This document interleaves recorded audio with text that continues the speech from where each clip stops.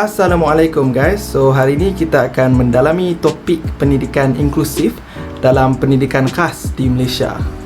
Pertama sekali, apakah itu pendidikan inklusif dalam konteks pendidikan khas? Pembelajaran inklusif dalam konteks pendidikan khas adalah pendidikan yang diberikan kepada murid-murid dengan keperluan pendidikan khas yang belajar bersama-sama dengan murid-murid normal di dalam kelas yang sama dan diajar oleh guru biasa.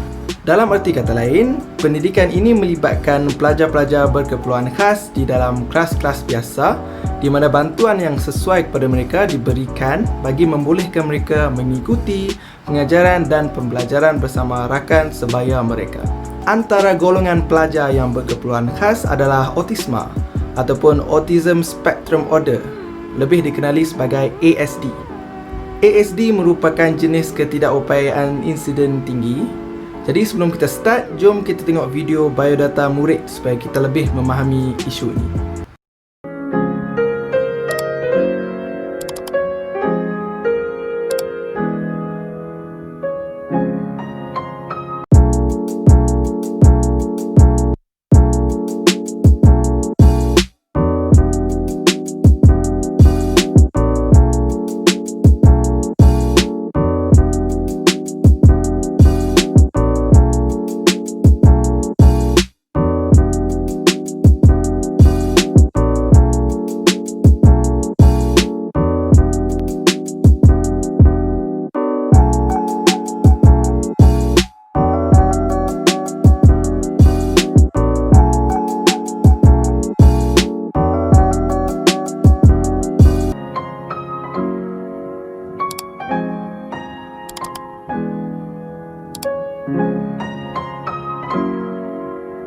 Okey, jadi kita dah dapat sedikit sebanyak info mengenai pendidikan inklusif.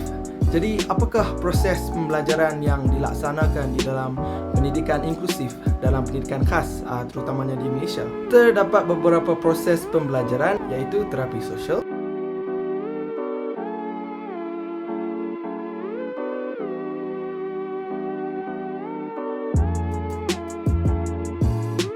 terapi pertuturan,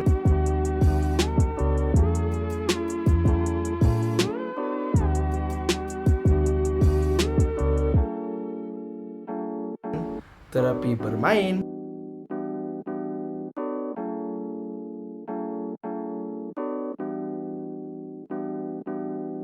dan juga terapi fizikal.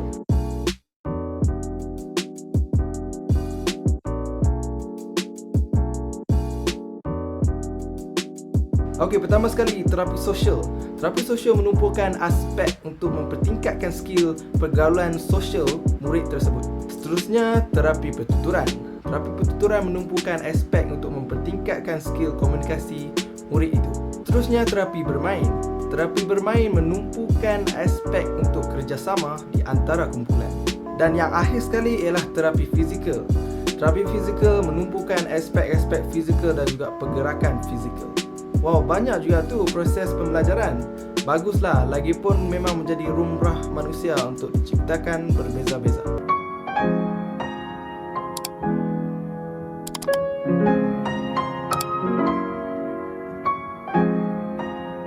Seterusnya, bagaimanakah pelajar mengatasi kelemahan untuk proses pembelajarannya dan apakah alat bantuan yang digunakan oleh pelajar?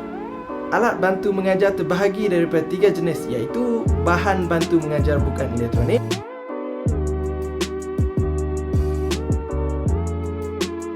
bahan bantu mengajar elektronik, dan juga bahan-bahan bercorak pengalaman dan bahan sebenar.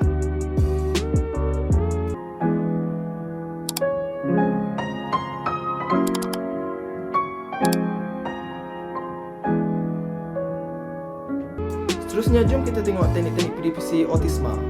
Terdapat beberapa jenis teknik PDPC khas yang diaplikasikan oleh guru. Antaranya adalah melaksanakan pengajaran menggunakan auditory atau visual, kemudian kaedah pemudah caraan, kaedah tunjuk cara, kaedah peneguhan positif.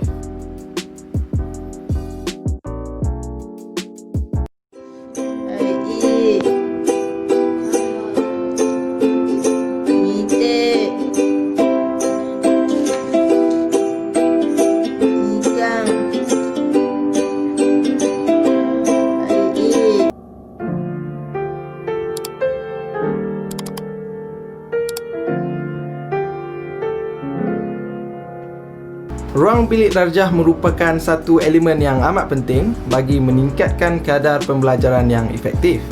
Oleh kerana itu, terdapat beberapa jenis susunan atur kelas. Antaranya adalah formasi kelas berbentuk U, formasi meja pertemuan, formasi pergelompokan terpisah.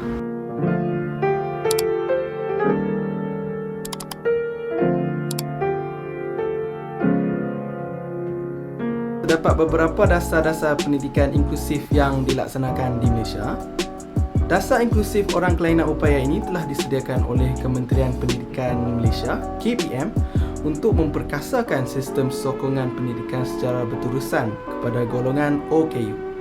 Antara tujuan dasar OKU diperkenalkan adalah mewujudkan infrastruktur OKU dan menepati piawal amalan reka bentuk sejagat, menyediakan persekitaran pembelajaran yang kondusif kepada semua golongan OKU, mewujudkan persekitaran yang berasaskan kasih sayang, hormat menghormati dan kegembiraan. Selain itu, dasar ini juga mewujudkan komuniti yang prihatin terhadap golongan OKU. Dan akhir sekali, dasar ini ialah untuk menyediakan program pembangunan kerjaya bagi golongan OKU.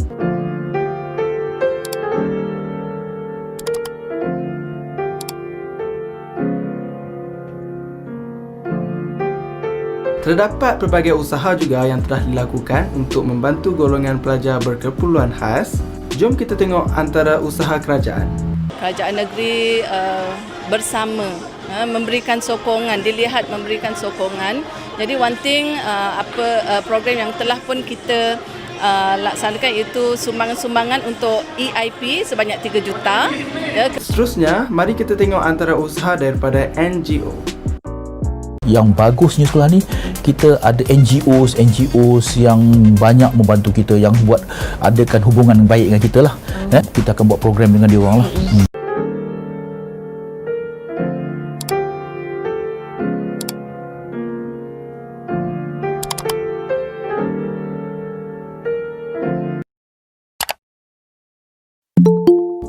Assalamualaikum semua. Okay guys, boleh dengar tak? Ya, boleh. Okey, baik guys, hari ni aku nak bincang mengenai pendidikan inklusif di Malaysia. Seperti yang korang tahu, PDPC di dalam pendidikan inklusif di Malaysia semakin hari semakin bertambah.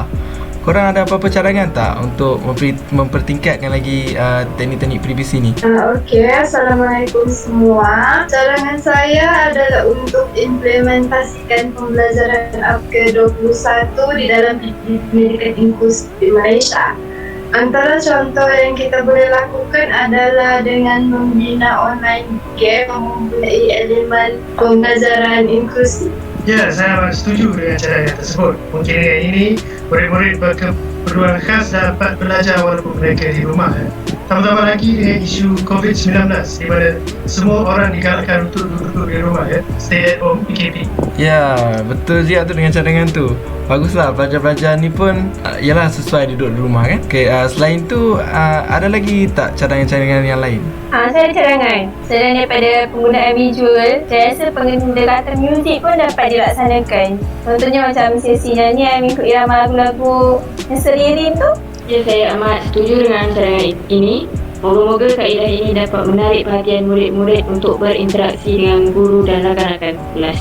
Bagi saya, dengan menggunakan elemen-elemen seperti muzik, dapat memberikan suasana yang meriah dan menarik di dalam bilik darjah. Ya, baik-baik. Cadangan tu memang menarik lah kan. Daripada muzik dapat mengurangkan stres pada murid-murid. Okay, last lah. Saya open untuk satu lagi cadangan. Okey, dan saya nak tambah satu lagi cadangan PDPC iaitu pendekatan murid dengan teknik belajar secara berkumpulan. Guru ni boleh memberi tugasan secara berkumpulan agar pelajar tu dapat berinteraksi bersama rakan-rakan mereka. Ya, saya setuju dengan cadangan ini kerana ia dapat meningkatkan kebolehan pelajar tersebut untuk bersosial atau dikenali sebagai social interaction. Oh, wah, banyak jugalah tu cadangan semua terima kasih ya sebab sudi share. Baik, jadi itu saja sedikit sebanyak maklumat mengenai pendidikan inklusif dalam pendidikan khas di Malaysia. Saya dan kumpulan harap video ini dapat memberi manfaat untuk kita semua. Semoga memberi kesedaran ataupun awareness mengenai subjek ini.